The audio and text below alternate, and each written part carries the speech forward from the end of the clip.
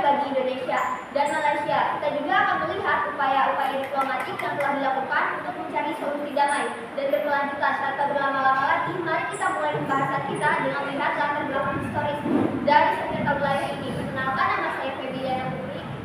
Saya Benarfa Ibrahim Esa. Saya Daraya Zerlimania. Saya Tawas Hafal. Saya Ida Fitria. Saya Biasa Tuan Sebelah. Saya Nesma Indonesia. Kita langsung masuk ke materinya. Salah satu sengketa yang pernah terjadi antara Indonesia dan Malaysia adalah terkait batas wilayah. Sengketa wilayah antara Indonesia dan Malaysia telah terjadi beberapa kali sejak kedua negara ini merdeka. Berikut adalah beberapa kasus sengketa wilayah terkenal antara Indonesia dan Malaysia. Disajikan secara kronologis. 1. Pulau Sipadan dan Limbitan tahun 1960 sampai 2002. Sengketa ini terkait kepemilikan atas dua pulau kecil di Laut Sulawesi. Indonesia dan Malaysia sama-sama mengklaim kedua pulau tersebut. Kasus ini akhirnya dibawa ke Mahkamah Internasional pada tahun 1998 dan pada tahun 2002 Mahkamah Internasional memutuskan bahwa kedua pulau tersebut berada di bawah kedaulatan Malaysia.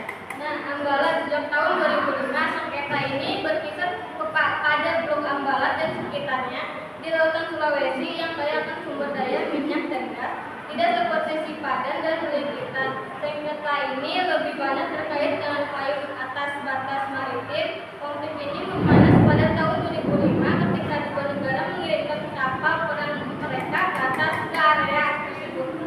Yang ketiga, Pulau Sebatik. Pulau ini terbagi antara Indonesia dan Malaysia, namun kedua negara sesekali memiliki ketidaksepakatan mengenai demarkasi batas wilayah di pulau tersebut. Meskipun tidak sepanas sengketa Ambalat, perbedaan pandangan tentang demarkasi tetap berpotensi menimbulkan ketegangan. Yang keempat, tanah datar di Kalimantan. Sering terjadi kesalahpahaman dan ketegangan di perbatasan Kalimantan, di mana batas-batas yang tidak jelas di hutan dan area terpencil bisa menyulitkan penentuan wilayah kedaulatan.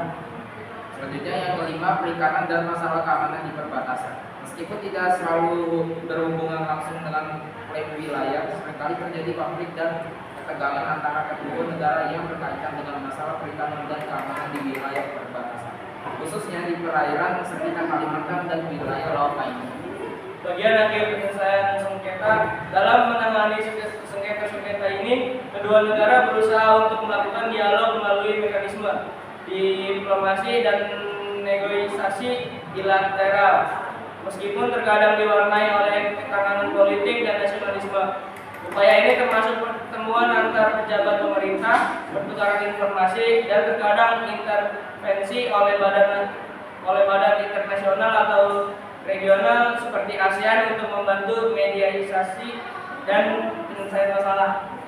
Kesimpulannya adalah tentang sengketa wilayah antara Indonesia dan Malaysia bahwa konflik ini melibatkan beberapa area strategis yang kaya akan sumber daya alam dan memiliki kepentingan ekonomi serta politik yang signifikan bagi kedua negara. Sengketa-sengketa utama seperti Pulau Sipadan dan Limbitan, Blok Ambalat, Pulau Sebatik, serta batas maritim dan darat di Kalimantan mencerminkan kompleksitas hubungan bilateral yang dipengaruhi oleh sejarah, ekonomi, dan nasionalisme. Sekian presentasi kelompok kami kali ini. Wassalamualaikum.